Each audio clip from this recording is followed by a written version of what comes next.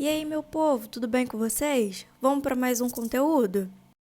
Hoje vamos começar a falar sobre Revolução Técnico-Científica Informacional. A história do meio geográfico ela pode ser dividida em 3 etapas: meio natural, meio técnico científico informacional. Essa divisão ela vai ter como critério a evolução da técnica na relação entre o homem e a natureza. A primeira etapa é o meio natural. O primeiro momento da ação humana no ambiente compreende o chamado meio natural. As atividades humanas elas retiravam da natureza apenas aqueles recursos fundamentais para a subsistência, sendo limitadas e harmonizadas por aspectos físicos, o relevo, clima e vegetação. As técnicas eram pouco desenvolvidas e dependiam da força humana, sendo menos agressivas. O homem utilizava a natureza sem lhe causar grandes transformações e tendia a conciliar o uso e a conservação para que os recursos pudessem ser utilizados de novo no futuro. A segunda etapa é o meio técnico.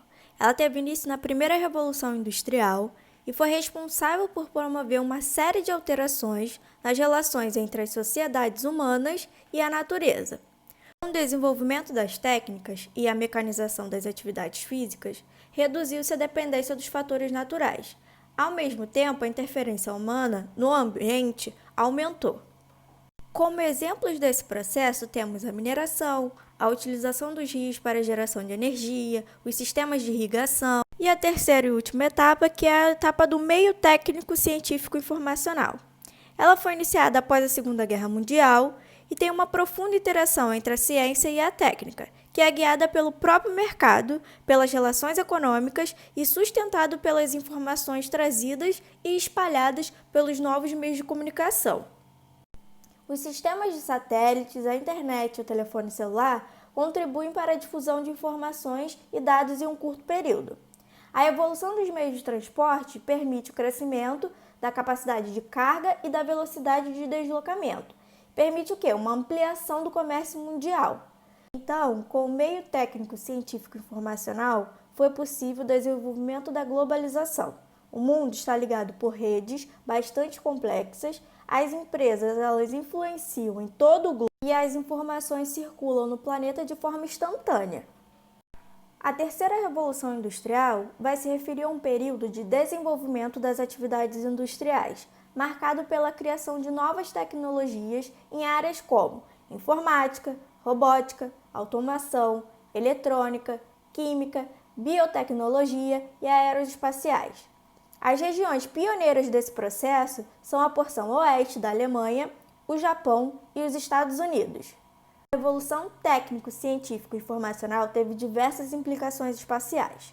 Com o desenvolvimento dos meios de transporte e da comunicação, algumas empresas originadas nos países que se beneficiaram desse processo passaram a se deslocar para outros países. Essas empresas são chamadas de empresas transnacionais. Elas buscam aproveitar o melhor os fatores locacionais, ou seja, buscam melhores vantagens produtivas de cada região para aumentar os seus lucros, reduzindo os custos de produção.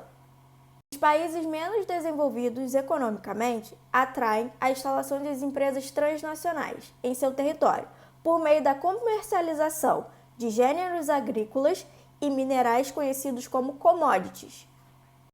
A matriz energética também vivencia um novo período de transição. A preocupação com o desenvolvimento sustentável implica em buscar por novas fontes de energias, como as energias solar e eólica, mais limpas e renováveis. Os avanços nas áreas de automação, robótica e informática proporcionaram a introdução de robôs no sistema automatizados nas linhas de montagem, ou seja, substituindo a mão de obra humana. E o que acontece? A quantidade de postos de trabalho vão ser reduzida, promovendo o quê? O desemprego estrutural. Assim promove o crescimento da mão de obra qualificada, capaz de operar essas novas tecnologias.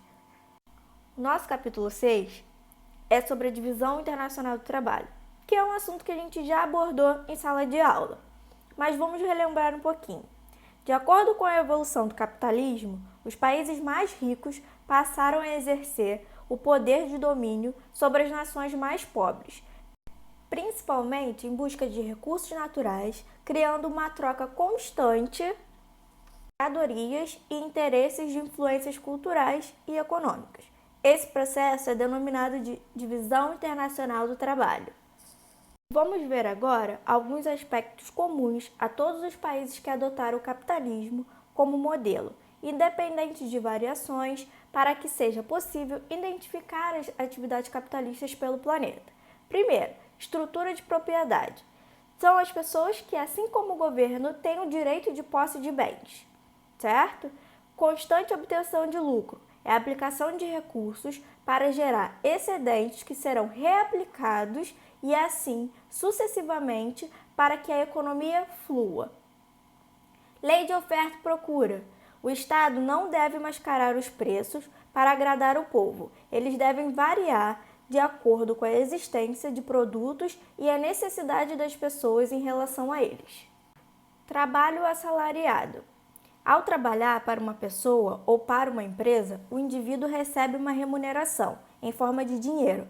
Esse valor geralmente é associado às horas trabalhadas e não necessariamente ao lucro do bem vendido, sendo a diferença entre o preço final do produto e o valor do trabalho, chamado de mais-valia.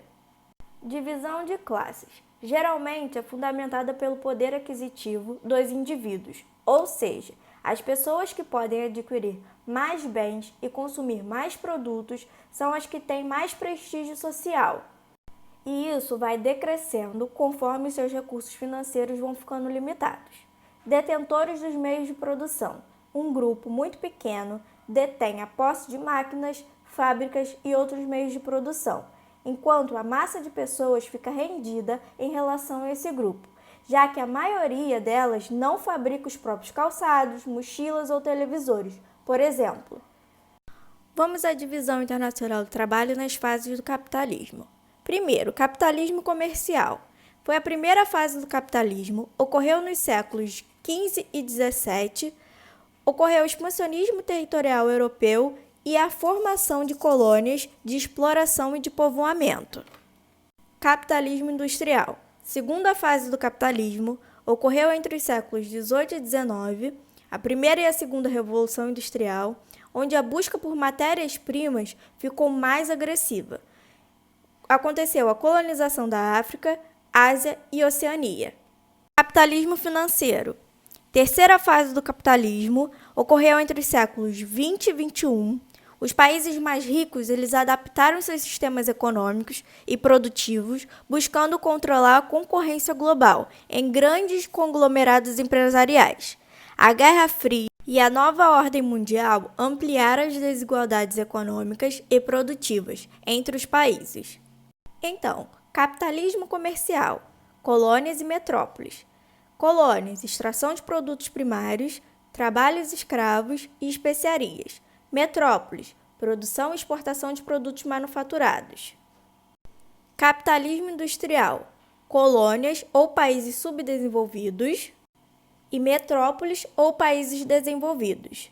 Colônias ou países subdesenvolvidos, fornecimento de matérias-primas e produtos primários, como agrícolas e minerais. Metrópoles ou países desenvolvidos, transformação da matéria-prima em produtos industriais. E capitalismo financeiro, países subdesenvolvidos e países desenvolvidos. Países subdesenvolvidos, produtos industrializados e matérias-primas. Países desenvolvidos, produtos industrializados, alta tecnologia e investimentos. E é isso, meu povo. Façam os exercícios conceituais e contextualizados do capítulo 6. Geografia, que maravilha! Até a próxima, meus amores!